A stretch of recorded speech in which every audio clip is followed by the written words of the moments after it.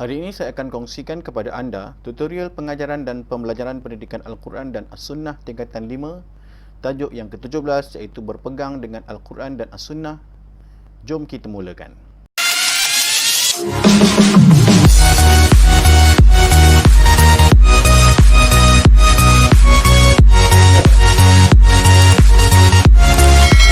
Assalamualaikum dan salam sejahtera. Saya Syukur Talib dan selamat datang ke channel ini. Kalau anda baru dalam channel ini, saya akan berkongsi kepada anda video PDPC yang berkaitan dengan kelas kemahiran Al-Quran, pendidikan Al-Quran dan Sunnah dan pendidikan Islam sekolah menengah. So, jangan lupa subscribe dan tekan butang loceng untuk mendapatkan update-update terkini daripada channel ini. Baiklah, dalam tajuk ini, saya akan menerangkan perkara-perkara utama dan penting yang menjadi tonggak dalam perbincangan tajuk berpegang dengan Al-Quran dan As-Sunnah. Mohon kepada semua pelajar agar memberikan tumpuan kepada apa yang akan saya sampaikan. Pertama sekali, kita rujuk kepada teks hadis. Qala Rasulullah sallallahu alaihi wasallam, telah bersabda Rasulullah sallallahu alaihi wasallam, taraktu fikum, aku telah tinggalkan kepada kamu amraini, dua perkara, lan tadillu, kamu tidak akan sesat, ma tamassaktum bihima, selagi mana kamu berpegang kepada keduanya, kitab Allah, iaitu kitabullah yakni Al-Quran, wa sunnata Rasulillah sallallahu alaihi wasallam, dan sunnah Rasulullah sallallahu alaihi wasallam. Maksud potongan hadis, terdapat dua potongan hadis yang penting bagi hadis ini. Yang pertama, taraktu fikum amraini. Taraktu maknanya dua perkara penting yang ditinggalkan oleh Nabi Muhammad sallallahu alaihi wasallam fikum, kepada kita umat Islam.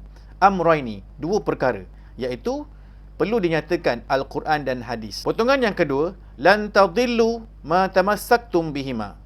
Lan tadillu maknanya tidak akan sesat selama-lamanya. Ma tamassaktum bihima, selagi mana kamu berpegang kepada keduanya, iaitu Al-Quran dan juga hadis Nabi sallallahu alaihi wasallam. Seterusnya, sebab-sebab perlu berpegang kepada Al-Quran dan As-Sunnah.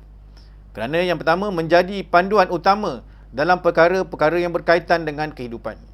Sebagaimana yang kita tahu bahawa Al-Quran ini adalah isi kandungannya meliputi seluruh kehidupan manusia, sama ada di dunia ataupun akhirat. Oleh yang demikian, harus kita semua berpegang kepada Al-Quran dan Sunnah ini. Yang kedua, mengelakkan perselisihan pendapat dan perpecahan di kalangan umat Islam. Sekiranya ada di kalangan umat Islam yang tidak berpegang kepada Al-Quran ataupun As-Sunnah, maka ia akan menyebabkan berlaku perpecahan, perselisihan di kalangan umat. Dan yang ketiga, ajaran yang terkandung di dalam kedua-duanya benar dan tidak diragui. Sebagaimana firman Allah Subhanahu Wa Taala dalam Al-Quran, A'udzubillahi minasyaitanirrajim, Bismillahirrahmanirrahim. Alif Lam Mim, Dzalikal kitabu la raiba fih. Maksudnya Alif Lam Mim, Dzalikal kitabu, Al-Quran itu, la raiba fih, tiada keraguan padanya. Seterusnya, kelebihan Al-Quran berbanding kitab-kitab samawi yang lain. Al-Quran syariatnya kekal sepanjang masa. Kitab samawi lain, syariatnya terbatas untuk kaum tertentu sahaja. Syariat kitab Zabur hanya sesuai untuk umat Nabi Daud AS. Syariat kitab Injil hanya sesuai untuk umat Nabi Isa AS, dan seterusnya. Al-Quran kandungannya dijamin selamat daripada penambahan atau pengurangan, manakala kitab samawi yang lain kandungannya banyak ditokok tambah dan diubah sesuai selepas kewafatan rasul-rasul mereka. Dan yang ketiga, Al-Quran satu-satunya mukjizat yang masih kekal hingga sekarang, manakala kitab samawi yang lain tidak lagi dianggap mukjizat kerana telah berlaku pengubahsuaian. Baiklah, hadirin hadirat yang dimuliakan Allah Subhanahu Wa Taala. Sebagai manusia yang hidup di muka bumi Allah Subhanahu Wa Taala ini, kita tidak lari daripada masalah. Oleh yang demikian, Al-Quran dan As-Sunnah juga adalah satu penyelesaian yang utama dalam menyelesaikan segala permasalahan yang berlaku dalam kehidupan kita. Sebagaimana disebutkan dalam surah An-Nisa ayat 59, A'udzubillahi minasyaitanirrajim, ya ayyuhallazina amanu, wahai orang yang beriman, ati'ullaha, ta'ala kamu kepada Allah, wa ati'ur rasul, dan ta'ala kamu kepada Rasul, wa ulil amri minkum, dan ta'ala kamu kepada orang-orang yang berkuasa di kalangan kamu. Fa in tanaza'tum fi syai'in, sekiranya kamu berselisihan dalam sesuatu perkara, farudduhu ilallahi war rasul, maka hendaklah kamu mengembalikan permasalahan itu kepada Allah, yakni Al-Quran war rasul, iaitu hadis. Cara kaedah penyelesaian masalah yang telah dinyatakan dalam Al-Quran dan As-Sunnah, yang pertama adalah cara motivasi ataupun dalam istilahnya at-targhib, iaitu menggalakkan manusia berlumba-lumba melakukan kebaikan. Contohnya memberikan ganjaran, menceritakan tentang ganjaran-ganjaran tertentu bagi amal-amal kebaikan yang tertentu. Yang kedua, cara ancaman ataupun istilahnya at-tarhib, iaitu mengingatkan manusia supaya berhati-hati terhadap perkara-perkara buruk, iaitu contohnya dalam Al-Quran ataupun hadis dinyatakan balasan-balasan tertentu bagi kesalahan-kesalahan ataupun keingkaran-keingkaran yang dilakukan. Yang ketiga, teguran yang membina ataupun istilahnya al-mau'izah al-hasanah, iaitu memberi teguran, nasihat atau contoh teladan yang baik kepada manusia. Yang keempat, berdebat dengan baik ataupun dalam istilahnya al-mujadalah, iaitu berhujah untuk menegakkan satu kebenaran.